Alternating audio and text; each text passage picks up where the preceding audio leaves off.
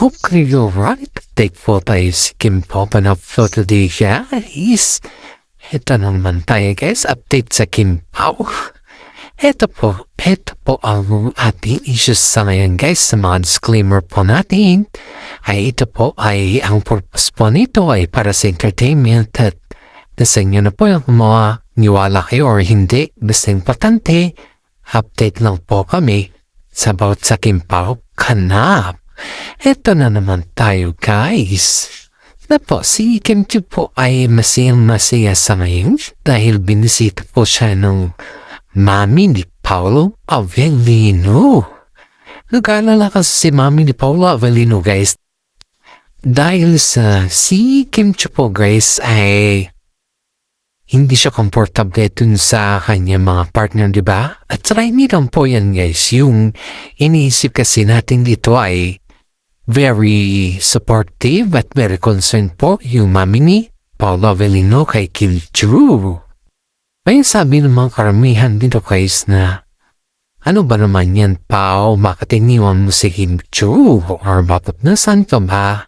Ay itong si mami ni Paolo Avellino po guys ay pumunta talaga sa apartment nila Kim Chiu para sa naman po ay may pakita niya na si Kim Chiu po ay hindi siya nag-iisa sa kanya.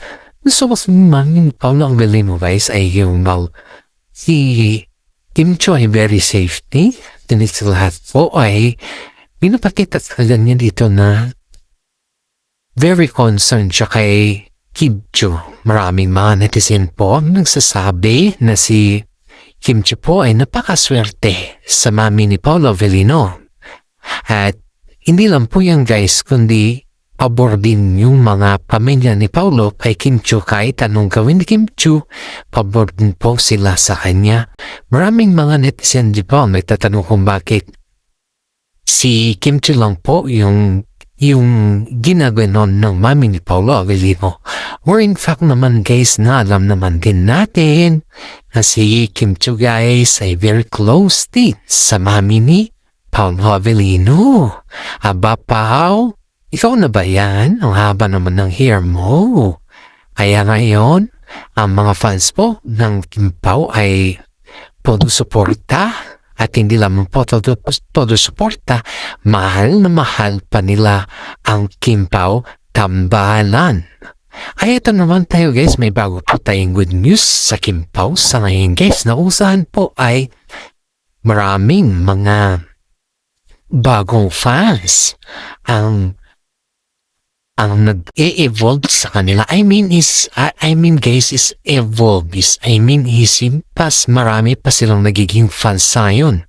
Ito pa guys, may isa itong kaibigan si Kim Chiu guys na galit kay Kim Chiu dito po sa loob ng showbiz yan guys. Galit kay Kim Chiu dahil si Kim Chiu po ay hindi niya ata ito pinansin. Paano mo naman kasi papansinin guys kung sa taon ba na sobrang busy ka? Isipin mo naman yung tinatawag na busy ka at syempre nasa loob ka ng set.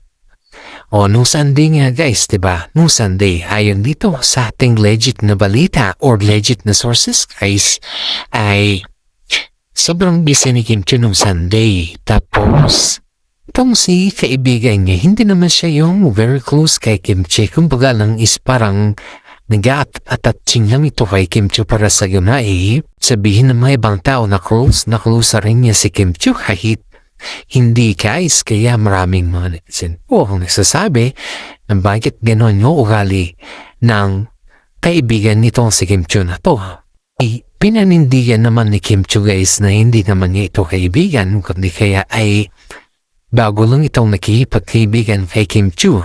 Siyempre, kahit naman siguro sino guys, galit na galit ito kay Kim Chiu dati guys dahil yun nga, hindi lang yun yung umpisa ng kanilang alitan guys, kundi pati dun sa mga dressing room, yung mga damit na gusto niyang hiramin or something like make-up, hindi naman dapat nahihiram yung make-up guys kasi kung ikaw ay isang artista, kung baguhan ka pala, pwede naman na yung humiram ka.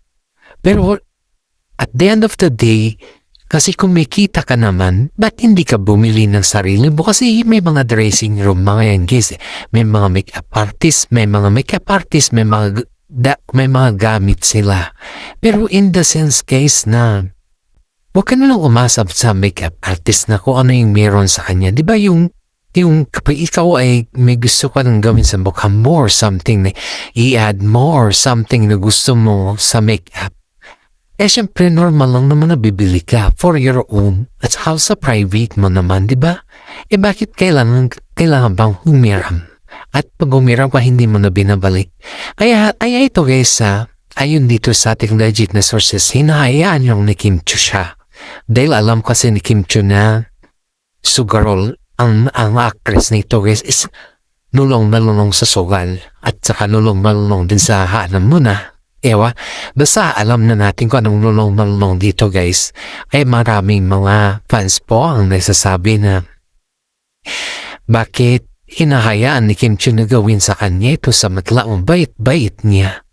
Kaya itong si Paolo Avellino guys ay alam din niya. At itong girl na to hindi lang kasi masabihan ni Paolo Avellino dahil ang tingin kasi ni Paolo dito guys kapag ito ay kinausap niya, parang iba na yung timpla ng kanyang mukha. Parang, kumbaga is gumagawa na lang ito ng kwento na ikakasira ng Kim Pao. Kaya yun po yung ina-adjust ni Kim Chiu guys na wag na lang patulan ito. At ito rin yung mga request niya sa mga fans ng Kim Pao, sa mga fans nila na wag na lang patulan itong actress na to. Dahil alam naman sa loob ng showbiz na itong actress na to guys ay may ugali talaga. Kaya maraming mga kaibigan ni Kim Chiu na to totoo sa kanya na nagsasabi na iwasan mo na ito, iwasan mo na siya para sa gano'n ay lumayo ka sa issue. Kaso nga lang sabi naman ni Kim Chiu, alam naman na ako umiwas. Siya naman yung lumalapit. Paano ka siya may hiwasan? Nasa isang set lang kami. At saka nasa isang network lang kami. Yun yung sabi ni Kim Chiu. Alam niyo guys, maraming nag-advise kay Kim Chiu na hanggat maaari is mabigyan ng boundary dito sa taong ito dahil alam nila sa loob ng showbiz na may ugali talaga ito.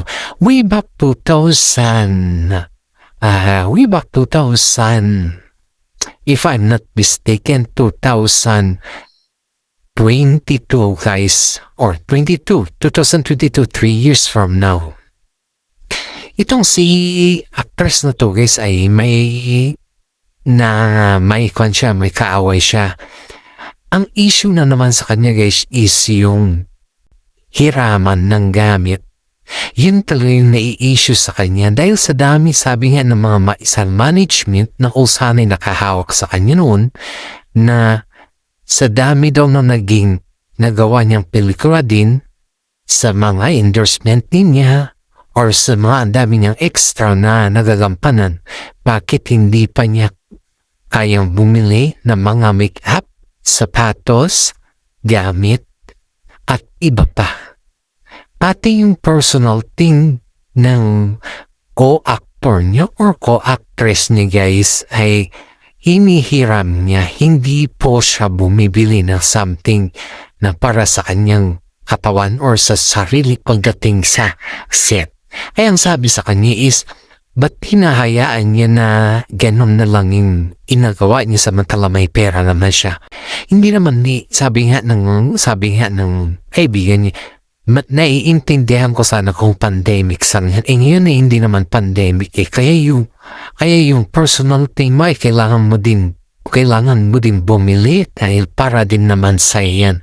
Pero as far as we know, hanggang ngayon hindi pa naman siya bumibili kasi inaasahan niya talaga na hihiram siya. Hindi lang po gamit guys, kundi pati pera at sasakyan. Iyan po yung garnet nitong actress na to. Kaya pati si Kim Chiu nabudol po niya. Si Paolo Avellino po guys is kalmado lang dahil ayaw niya na may kaalitan sila ni Kim Chiu dahil sinasabi palagi ni Kim Chiu na hayaan mo na at may hangganan din yan. Pero hanggang kailan yung hangganan nito kung hindi mo talaga, hindi mo siya, kumbaga hindi mo siya pagsabihan.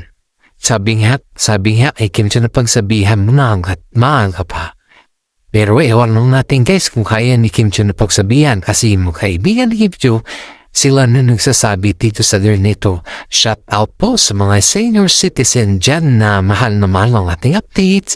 Paki-like and share naman po yung ating YouTube channel na Peanut Vlog sa mga Kim Pao po sa mga senior. Maraming salamat sa inyong pag-update sa akin at sa inyong panonood. Palagi, God bless po sa ating lahat at ingat po tayo lagi.